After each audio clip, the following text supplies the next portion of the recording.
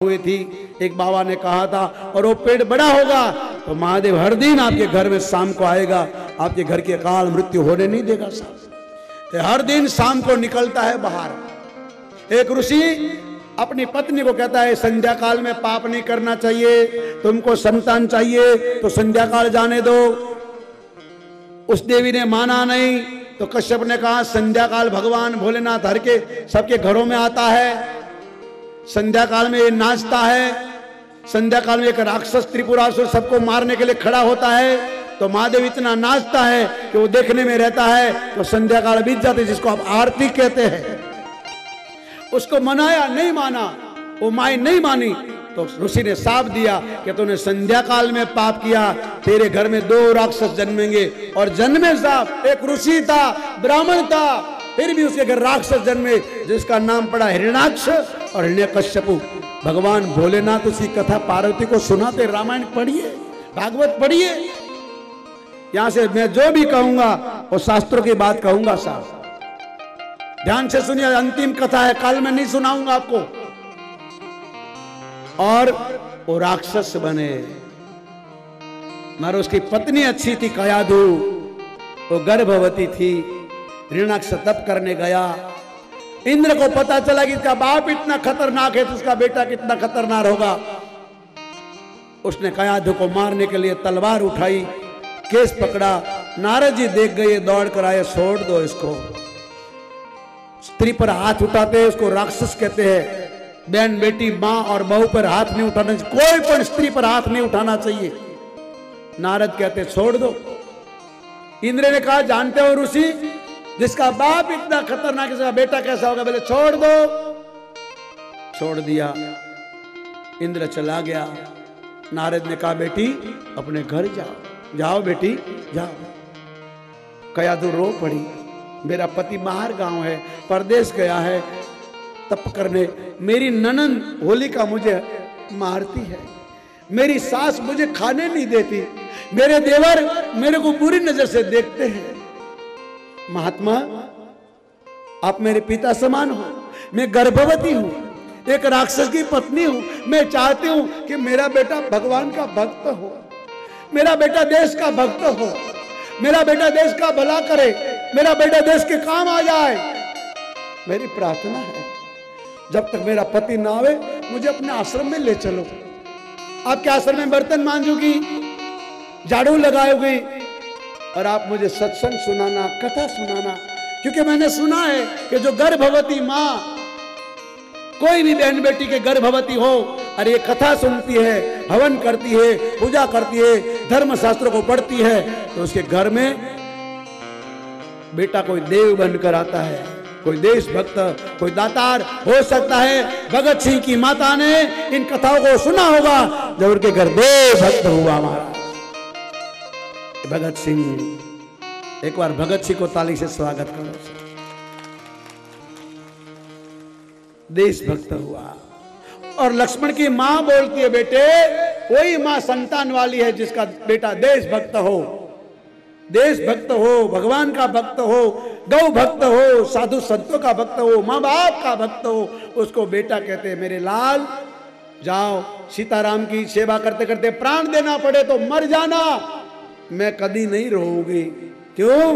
कि तुम्हारे लिए भगवान आए हैं मानव बनकर, इन हत्यारों को, इन पापियों का नाश करने के लिए। इसलिए तेरे मथे पर भार चढ़ गया, क्योंकि तो शेष नारायण का अवतार है।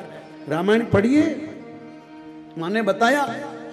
अगर आपको टाइम नहीं है तो लोहिया रामायण आइएगा, राम कथा में सब कथा आएगी।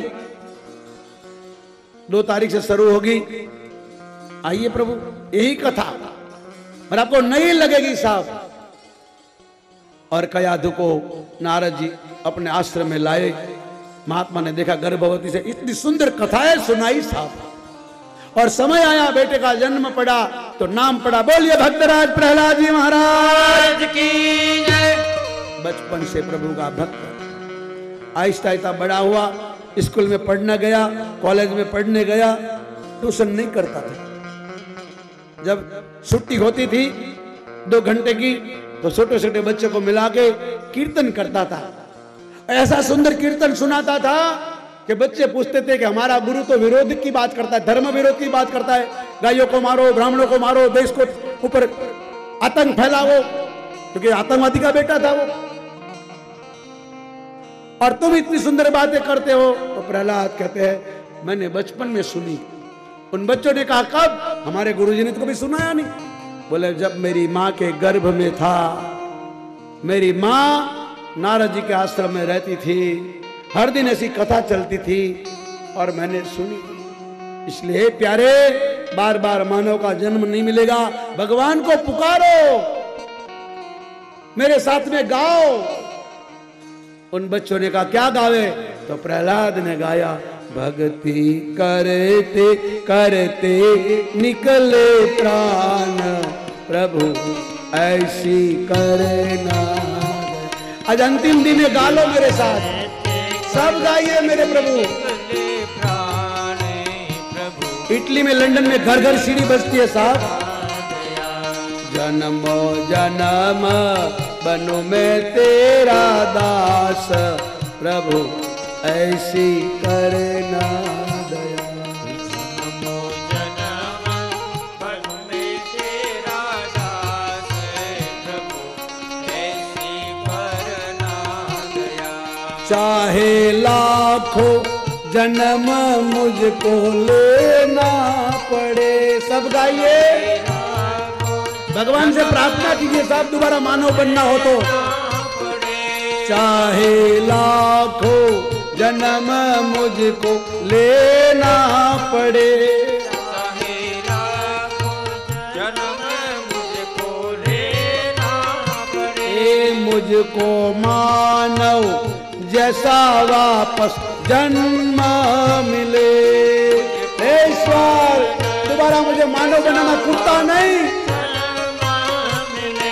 जन्मो जन्म रहे तेरा साथ, प्रभु ऐसी करना दया। विदेशों में लोग देख रहे इस भजन को, रो रहे हैं। इटली में अश्विनी कुमार, दुबेराम, बदायूं, लंदन में धीरूभाई, विलास बेन, शारदा बेन, विकी बेन, गजरा बेन, सब रो रहे हैं। निकले प्राण, प्रभु ऐसी करना दया। मेरे हाथों से प्रभु तेरी सेवा करो, मेरे हाथों से प्रभु तेरी सेवा करो। मेरी आंखों से सब में तेरा दर्शन करो, मेरी आंखों से सब में तेरा दर्शन करो। श्वास श्वास में रटू तेरा नाम, प्रभु ऐसी करना दया। सब गाइए, भोलेनाथ को प्रार्थना करो साहब। तेरा नाम प्रभु ऐसी करना दया। रात दिन भजन तेरा गाता रहूं। रात ईश्वर 24 घंटों तुझे याद करो, तेरा भजन करो हलते चलते।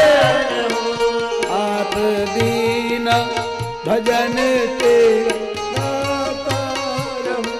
रात ईश्वर भजन हरि तेरा गाता रहूं। ओ तेरे सुंदर मुख का मैं दर्शन करूं।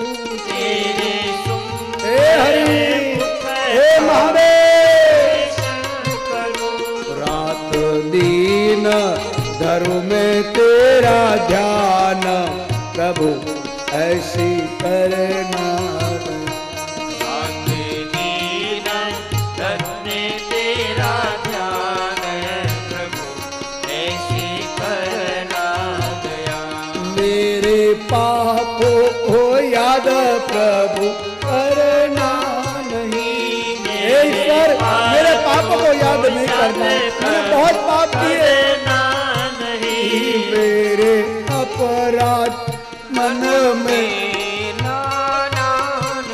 मैं तेरा अपराधी हूँ, मैं पापी हूँ।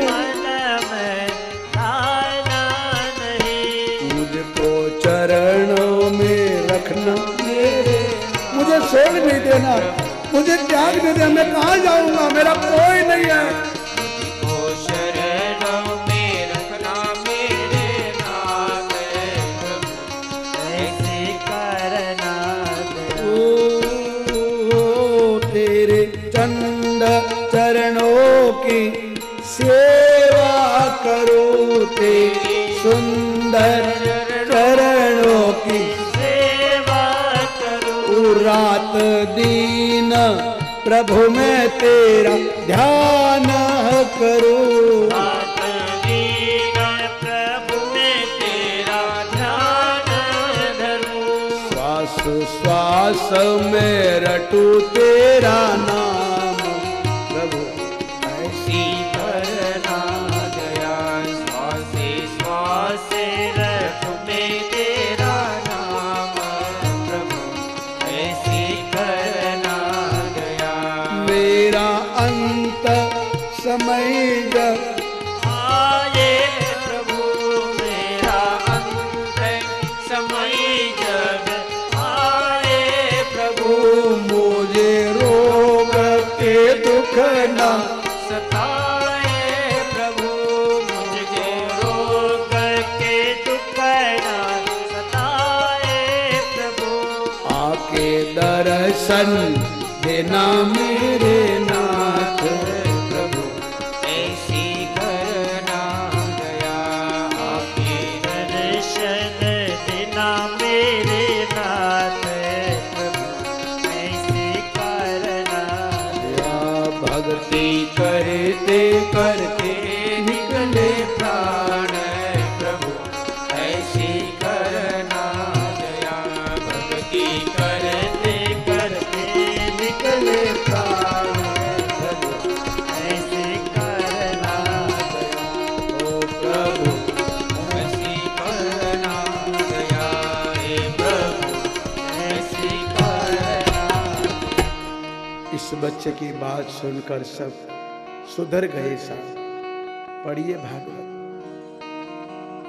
और उस बच्चे को मारने के लिए हिरण्याकश्यप ने क्या नहीं करा। देवताओं का वरदान झूठा पड़ गया, भगवान नरसिंह ने उसको मार डाला। उनकी बहन को वरदान था तुम्हें कोई नहीं जला सकेगा, पर एक भगवान के भक्त को जलाने के लिए तैयार हो गई, खुद जल गई साहब।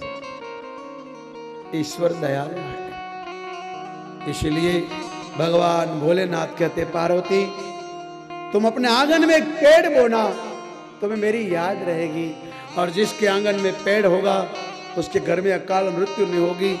इसलिए जितने यहाँ बैठे, आपका फ्लैट हो, आपका मकान बना हो, कोई जगह हो, तो एक पेड़ लगाना इस साधु की याद के लिए साहब। महादेव को पेड़ बहुत पसंद है। कैलाश पर 24 घंटा ये पेड़ के नीचे बैठकर मां पार्वती को कथा सुनाता है, जिसका नाम है कल्पवृक्ष। देवता भी उन पेड़ के नीचे बैठते हैं, और पेड़ ऐसा लगाना, पेड़ की आयुष होती है 200, 400, 500 साल तक। आप ये पुल को तोड़ेंगे तो आगे एक आंबे का पूरा कोई जमाने में बगीचा होगा, अभी तो थोड़ा है, जहाँ हॉस्पिटल बनने वाली, वो आंबे का पेड़ कितने वर्षों का है तुम्हारे बाप दादा उसको पूछो। कम से कम वो आंबे का पेड़ 200-250 साल का होगा। ये पुल उतर जाओगे तो आगे खेतों में आंबे लगे, मैं देखता हूं तो मुझे ऐसा लगता है भगवान इसको कोई काटे नहीं तो अच्छा। पर सोनू ने बताया कि यहाँ हॉस्पिटल बनेगी, कट जाएगा।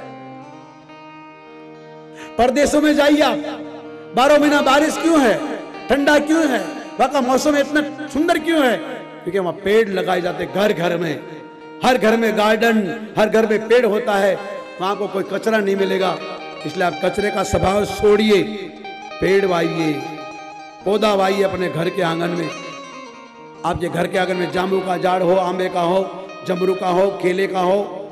जिसके घर में केले का आंगन होता है वो देवता का गुरु उसके घर में आता है, लक्ष्मी आती है। जिसके घर के